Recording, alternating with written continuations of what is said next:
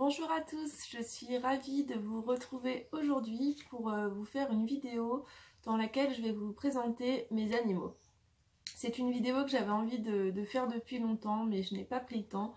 J'ai plus beaucoup fait de vidéos sur YouTube par manque de temps entre les animaux, la vie au chalet, mon travail alimentaire, les soins énergétiques que je commence à proposer, ça m'a laissé très peu de temps. Donc j'ai décidé de remédier à tout ça et de refaire du contenu sur ma chaîne YouTube. Voilà, donc les animaux, mes animaux. Alors en fait, c'est vrai que je ne m'en rendais pas forcément compte avant, mais mon lien avec les animaux a commencé d'une façon un petit peu dramatique. En fait, quand j'avais 18 mois, j'étais chez ma nourrice en fait et elle avait un chien. Elle m'a laissé sans surveillance avec ce chien qui m'a mordu en fait. Donc cette cicatrice que j'ai là sur la joue et j'en ai d'autres sous les yeux ou dans la tête viennent de cet accident-là. J'avais 18 mois, j'ai eu 48 points de suture. Je vais vous montrer une photo, c'est pas pour me faire plaindre, c'est pour choquer un petit peu, j'avoue. Voilà à quoi je pouvais ressembler quand j'avais 18 mois. Donc je m'en suis très bien sortie. Le chien beaucoup moins, il a été euthanasié évidemment.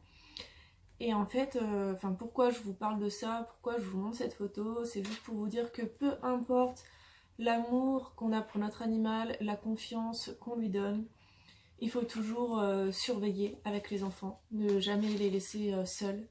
Et surtout, apprendre aux enfants à respecter les animaux. C'est-à-dire un chien qui a son panier, qui dort, on le laisse tranquille, un chien qui mange, on le laisse tranquille, etc. Quoi. Apprendre aux enfants que l'animal aussi peut avoir mal, l'animal aussi peut avoir ses humeurs pour éviter tout incident. Voilà, c'était la petite parenthèse pour commencer tout ça. C'était pas très positif, mais ça me tenait à cœur. Et je pense que finalement, ça a peut-être inconsciemment influé le fait que j'ai eu beaucoup de chiens. Parce qu'à un moment donné, à l'île de la Réunion, j'en avais quand même 5. Donc peut-être en plus 3 que j'ai sauvés. Donc peut-être qu'inconsciemment, je me suis culpabilisée de ce chien qui a perdu la vie alors que il était peut-être pas... Enfin c'est même sûr, il n'était pas en tort à 100%. J'ai dû lui faire quelque chose pour qu'il me morde. J'ai eu la chance en fait qu'il m'attrape comme ça. Il m'a mis un coup de patte et après il a pleuré à mes pieds, donc il n'a pas continué à me dévorer quoi. Ça aurait pu être pire. Voilà, bon, on laisse ça de côté. On continue. Ensuite, chez mes parents, du coup, quand j'avais peut-être 13 ans, on a pris un chien, un bobtail. Donc c'était génial. Je vous montre une petite photo parce qu'elle était trop chou, quoi. Elle s'appelait Nice. Donc voilà, le premier chien qu'on a eu dans notre famille. Je l'aimais beaucoup, mais j'avais pas non plus un lien spécifique avec les animaux à cette époque-là. Donc ensuite, j'ai eu à 18 ans... mon premier animal à moi, donc elle s'appelait Mia, c'était un staff américain, je vais vous mettre des photos. Hein. Alors ce qui est marrant, c'est que cette chienne, je l'ai achetée avec l'argent de l'accident qui s'était débloqué à mes 18 ans, enfin une partie. Donc avec cet argent de l'accident que je m'étais fait mordre, j'ai quand même acheté un chien catégorisé. Je vous laisse imaginer les réactions dans ma famille, on n'a pas trop compris. Alors du coup, le super point positif en ayant eu ces 2 staffs, parce que j'en ai eu 2, elle a eu une portée et j'ai gardé un de ses fils, Tatane, c'est qu'en fait, les gens que je rencontrais, mes proches ou mes amis, avaient tous une très mauvaise image des chiens catégorisés. Et en connaissant mes chiens, ils ont complètement changé d'avis et ça a été une grande fierté. Donc voilà, ils ont rempli ma vie de bonheur pendant 12 ans. Je suis partie à l'île de la Réunion avec eux, ça a été un combat.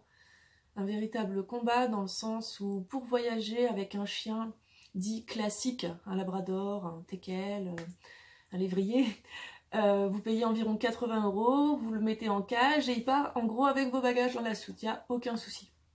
Pour des staffs, c'est un truc de ouf. Déjà les compagnies aériennes au début elles ont complètement refusé, elles ne voulaient pas me renseigner, j'ai dû démarcher les douanes, tout ça, pour comprendre qu'en fait il fallait que je passe par une société de fret. Donc une société de fret comme si j'en ai un lion quoi. Et on m'a demandé 900 € par chien. Donc j'en ai eu pour 1800 € à ramener mes 2 chiens. En plus de ça, mon chien Tatane, j'avais jamais fait de l'offre. J'avais fait plusieurs demandes, on m'avait jamais répondu, j'ai laissé tomber. Pour moi c'était ni plus ni moins qu'un arbre généalogique qu'on me demandait jamais. Et en fait, là, je me suis rendu compte que pour voyager, sans ça, il était classé Pitbull, donc catégorie 1, donc interdit de voyage. J'ai remué ciel et terre. J'ai contacté l'association de Brigitte Bardot, 30 millions d'amis, président du club de race staff américain. J'ai tout retourné pour mon chien.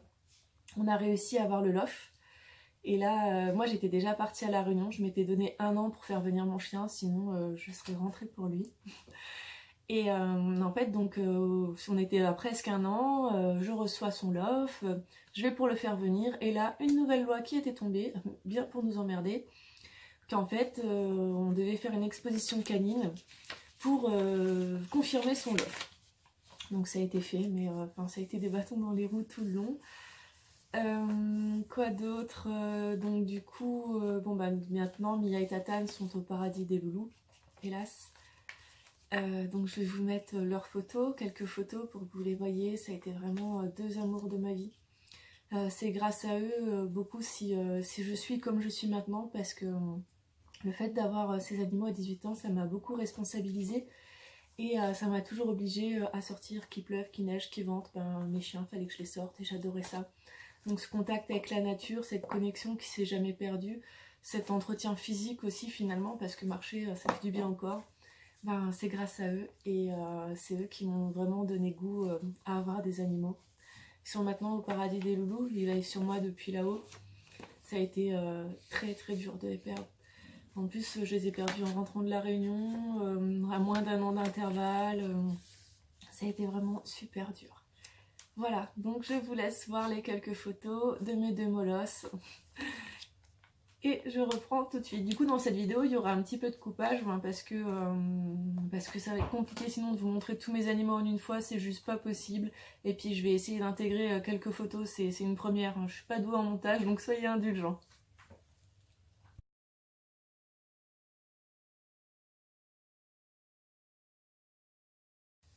Alors ensuite, avec mon copain de l'époque, donc nous habitions à l'île de la Réunion.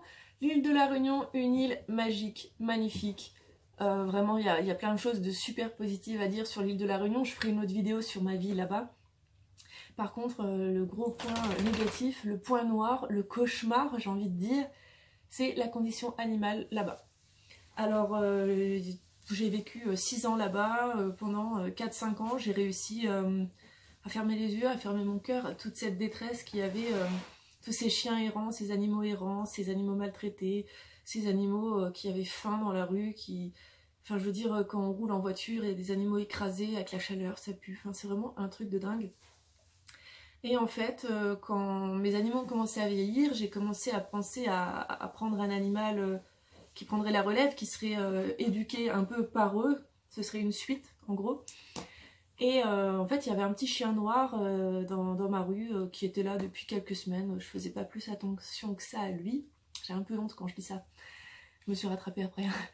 Et en fait, un jour, je rencontre un mec dans la rue qui me dit qu'il a paumé son chien. Ça correspondait un petit peu à la description. Du coup, quand je passe vers ce chien, j'ai juste fait pour qu'il se lève et que je voie à quoi il ressemble. C'était pas du tout le chien que la personne cherchait.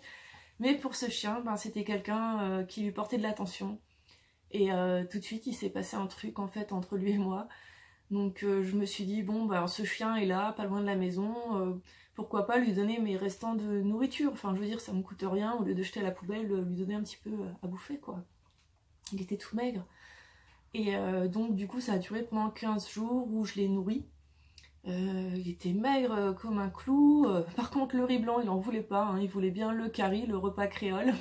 S'il n'y avait pas de poulet ou de sauce, il mangeait pas. C'était assez marrant de voir un chien presque en train de mourir, mais qui voulait pas du riz blanc. Et du coup, après, au bout de 15 jours, il m'a laissé le caresser, parce que je pense qu'il était battu. Il avait vraiment peur des humains, et la première fois que je l'ai caressé, je me rappellerai toute ma vie, parce que il s'est forcé à accepter la caresse, mais il avait super peur, il y avait une détresse dans ses yeux, et je me rappelle lui dire, oui, ça va aller, je te donne de l'amour, quoi, tu peux l'accepter, je te ferai pas de mal. Et à partir de là, en fait, ce chien est venu dormir devant mon portail. Et en plus de le nourrir, du coup, il nous accompagnait dans nos promenades. Et ça a duré quelques jours comme ça, ou peut-être une semaine, je sais plus, il s'est glissé sous mon portail. Et je l'ai retrouvé sur le tapis d'un de mes chiens avec un regard, l'air de dire s'il te plaît, je peux rester. Donc c'était trop mignon. Avec mon compagnon de l'époque, on a décidé de le garder, que ce serait lui la relève et qu'on allait l'accueillir dans notre famille. Je vous laisse voir les petites photos de Filou.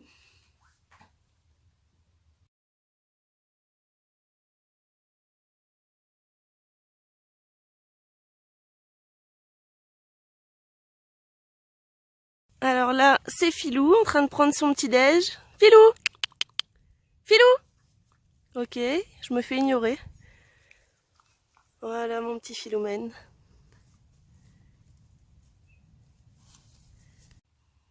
Et du coup, suite à cette expérience, je me suis dit plus jamais je n'achèterai un chien de race. Il y a trop de chiens abandonnés, il y a trop de chiens partout qui sont demandeurs d'une famille, d'amour, de soins, pour continuer finalement à cautionner l'élevage. Mais je me disais quand même, ce qui m'embête, c'est que je n'aurais jamais un chiot. Je pensais qu'on n'abandonnait pas les chiots. J'étais hyper naïve. Hein. Et ben là, l'univers m'a entendu, mais il a un petit peu accéléré les choses. J'étais en promenade, donc vraiment grosse coïncidence. Hein. C'est un endroit où je n'allais plus, puis je décide d'y retourner. Et puis j'étais donc avec mes 3 chiens. Quand j'entends en fait un bruit dans le champ de canne horrible, un animal en détresse. Je pensais à un animal en train de mourir en fait. À cette époque-ci, j'étais assistante vétérinaire et je me suis dit qu'est-ce que je fais? Je fais demi-tour, j'ignore, ou j'y vais sachant que peut-être il faudra mettre fin à une vie en souffrance. Donc je décide d'y aller. Et là, à ma grande surprise, j'ai trouvé une petite chienne âgée de 15 jours dans un champ de canne. Elle était toute petite, quoi. Je l'avais mis dans ma main, je la portais sur mon cœur. C'était... Oh, mais d'une détresse. C'était émouvant, quoi. Elle m'a vraiment touchée au plus profond de moi-même. Son cri désespérant, elle était perdue. Elle tenait à peine sur ses jambes. Elle devait avoir faim, elle devait avoir froid. Enfin bref. Enfin, je l'ai pris, je me rappelle rentrer et dire à mon compagnon, j'ai un petit problème quoi, un tout petit problème qui tient dans le creux de ma main. Donc voilà comment Zuma a rejoint notre famille. Donc là j'avais essayé de me raisonner, je m'étais dit je vais la faire adopter, ma belle-sœur l'a pris, ça m'a fait hyper mal au cœur, ça m'a déchiré en fait de la laisser partir. Et puis finalement 2-3 jours après, mon ex-belle-sœur me l'a redonné en me disant que son petit était allergique, enfin bref. Et du coup j'ai dit oh non mais je la laisse pas repartir, je la garde, enfin... C'était Zuma, toute petite, en plus elle était hyper proche de mon staff Tatane, il lui apprenait à manger, à boire, elle le copiait, elle était partout avec lui, c'était trop mignon quoi. Bon du coup les 2 autres chiens ils faisaient la gueule, ils voulaient plus rentrer, ça c'était un peu moins cool. Voilà, je vous laisse la découvrir en photo, la petite Zouille.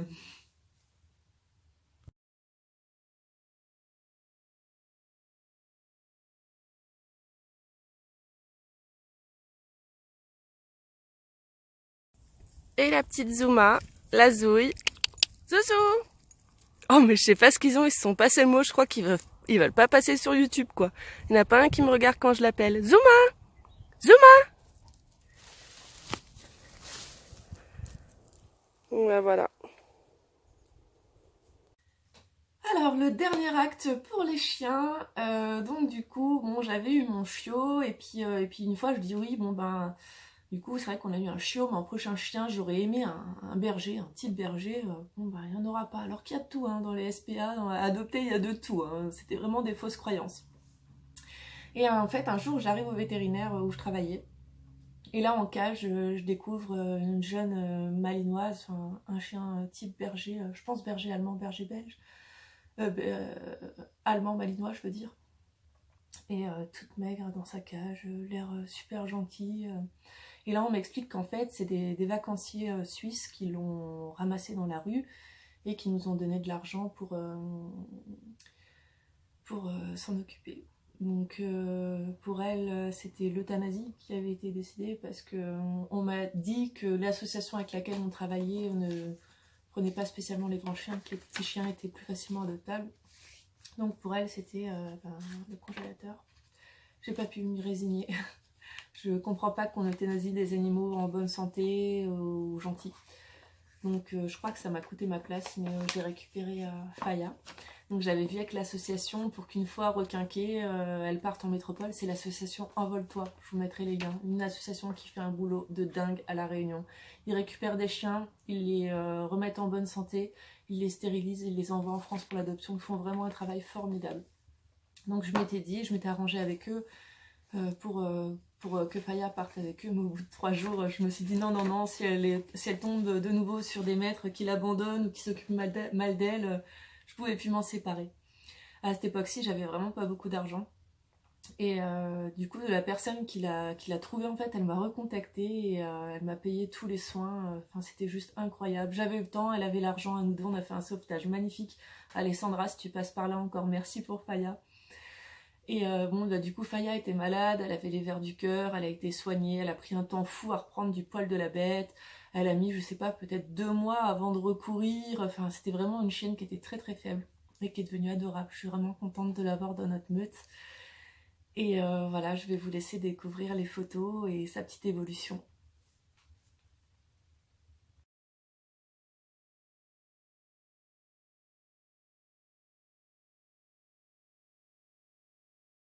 Et voilà la belle Faya, la grande dadette, c'est son surnom, qui aboie souvent pour rien.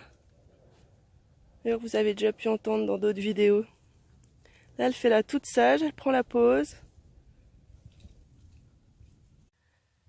Alors donc, voilà que je me retrouvais avec 5 chiens. 5 chiens, c'est pas rien. 2 chiens catégorisés, plus 3 autres chiens. Un truc de ouf. Quand j'allais faire les balades, je vous dis pas quoi. J'avais une 106 commerciale, mon coffre était rempli de chiens. On allait un peu partout à La Réunion. Même quand on faisait des tours de l'île, parfois on emmenait nos animaux. On choisissait un jour où il faisait pas très beau, comme ça on s'arrêtait à la plage, il n'y avait personne, on se baladait tous. Je vous fais suivre juste après quelques photos super sympas. Et voilà, ça n'a pas toujours été facile. Il y a eu pas mal de petites bagarres quand même qui étaient pas cool, notamment Filou avec Tatane et Faya avec Mia. Donc ouais, ça a été quand même compliqué. J'avais un peu de peine pour mes 2 vieux chiens qui étaient un petit peu en retraite et qui se faisaient emmerder par les petits nouveaux qu'on venait de sauver de la rue. Mais bon, chouette expérience, voilà, 5 chiens, un truc de barge quoi. Ouais. Bah, après, quand je me suis retrouvée qu'à 3 chiens, j'avais l'impression que j'en avais plus beaucoup. Voilà, c'est tout pour les loulous. Maintenant, on va passer aux chats.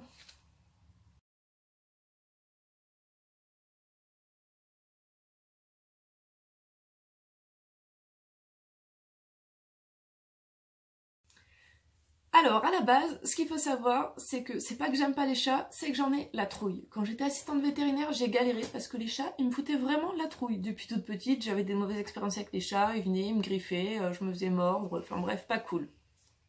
Seulement, j'habite une ancienne fermette à fromage dans la montagne, un peu au milieu de la nature.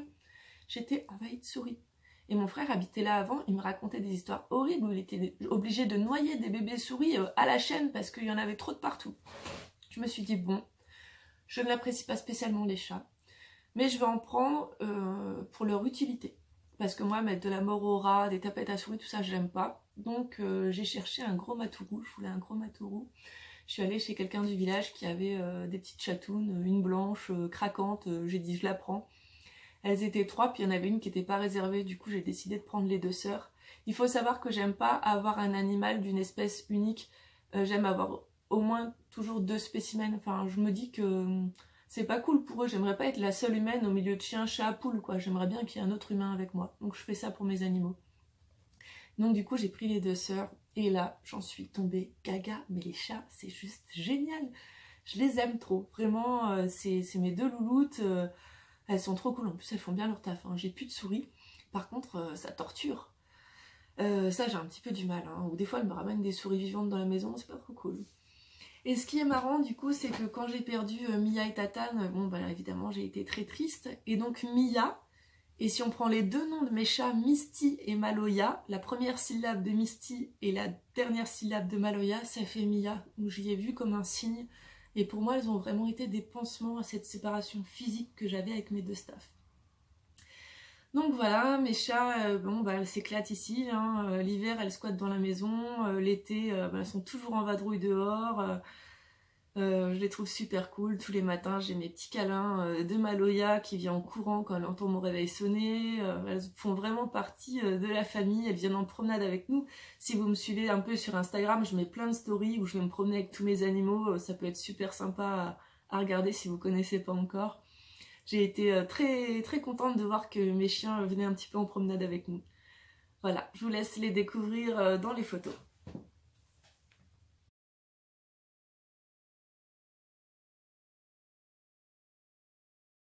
Voilà la belle Misty. On voit pas, mais elle a les yeux bleus. Elle est trop chou. Je croyais que ça allait être un petit chat de salon. En fait, c'est une vraie guerrière. Miss. Là, nous avons Maloya qui attend pour sortir.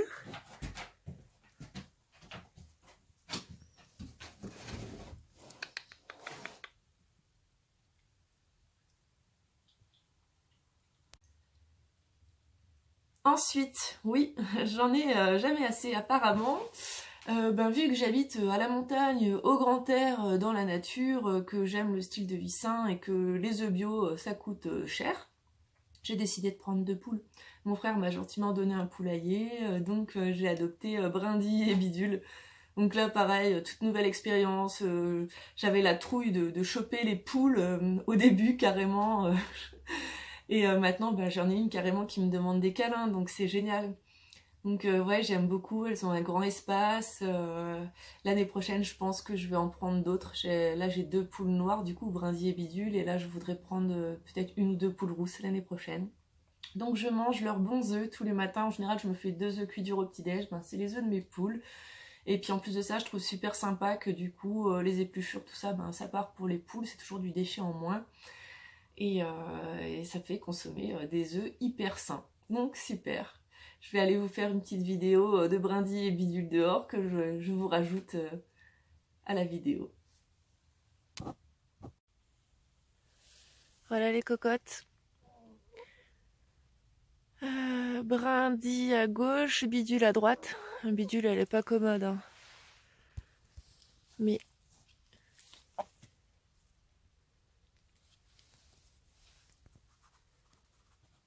et décidément, j'en ai jamais assez. Je vis le truc à fond sur la vie à la montagne et les animaux.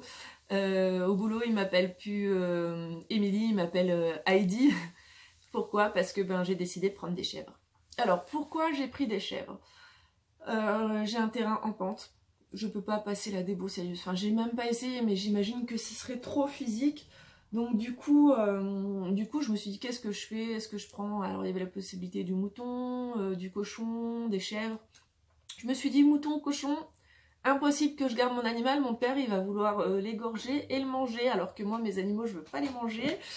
Du coup je me suis dit je vais prendre des chèvres, ça a l'air super sympa. J'ai mis beaucoup de temps à me décider. Heureusement j'avais mon ami Yacine qui en avait, donc il a pu me montrer un petit peu comment ça se passait. Il m'a beaucoup conseillé, il m'a même amené chercher mes chèvres. Et donc je suis partie les chercher dans un... C'est pas un élevage, c'était plutôt... je sais pas, il faisait partie de l'industrie laitière, il fait des fromages pour le marché, donc il avait tout un cheptel, un passionné. Et je suis partie chercher mes 2 chevrettes, donc elles avaient 15 jours, je sais, c'est mal, elles n'étaient pas sevrées. Mais ça se passe comme ça, si vous mangez du fromage de chèvre, si vous consommez du lait de chèvre, il faut bien se dire que le chevreau ne reste pas avec sa mère, sinon on n'aurait pas le lait pour faire nos produits. Donc j'ai acheté mes 2 petites, je leur ai donné le biberon pendant 2 mois. Super expérience, c'est un animal hyper affectueux, qui est curieux, qui est intelligent. Et à ma grande surprise, elles aussi, elles viennent en promenade avec nous. Donc je vais me promener avec mes 3 chiens, avec mes 2 chats, avec mes 2 chèvres. Donc voilà, elle s'appelle Santi et Léonie.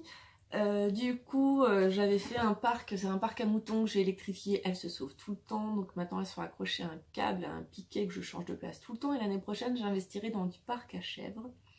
Pour cet hiver, je leur cherche des doudounes en taille 12 ans je pense, si vous en avez et que vous voulez me les faire parvenir parce que vous en servez plus, ce serait avec plaisir.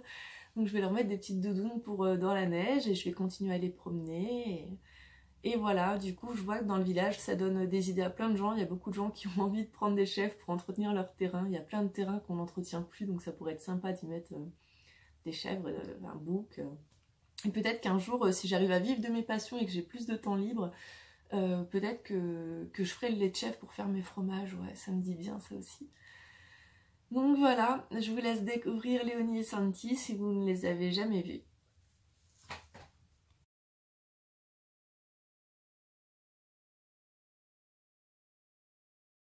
Alors, pour les chèvres, nous avons Santi en premier plan, qui a de belles cornes. Elles sont toutes les deux âgées de 5 mois. Et nous avons Léonie. Léonie qui n'a pas de cornes, mais qui a des glouglous. Vous voyez le truc sous son menton? Voilà, les deux biquettes. Voilà, j'espère que cette vidéo vous a plu, qu'elle n'est pas trop longue, il y avait pas mal de choses à vous montrer et à vous dire. Maintenant vous connaissez toute ma famille, sachant qu'elle risque encore de s'agrandir. Comme je vous l'ai dit, j'aimerais bien reprendre une ou deux poules rousses au printemps prochain. Et je sais pas, j'ai une lubie en tête depuis quelques temps de mettre une oie aussi avec les poules, je sais pas, je trouverais que ça serait sympa. Quand j'étais gamine, j'habitais un petit village et j'avais une copine qui avait une oie qui la suivait partout et j'aimais bien. Elle avait aussi des pigeons, des lapins, elle avait plein de trucs. Juste, tu passes par là, je te fais de gros bisous, faut vraiment que tu viennes me voir. Bon bah écoutez, je vous laisse, je vous fais une vidéo très prochainement, je vais essayer d'être plus régulière, de plus revenir sur YouTube. En attendant, vous pouvez me suivre sur Facebook ou sur Instagram, je suis beaucoup plus présente sur Instagram. Je vous fais de gros bisous, prenez soin de vous et de vos animaux, il faut respecter tout être vivant, c'est important, et notre terre. À bientôt!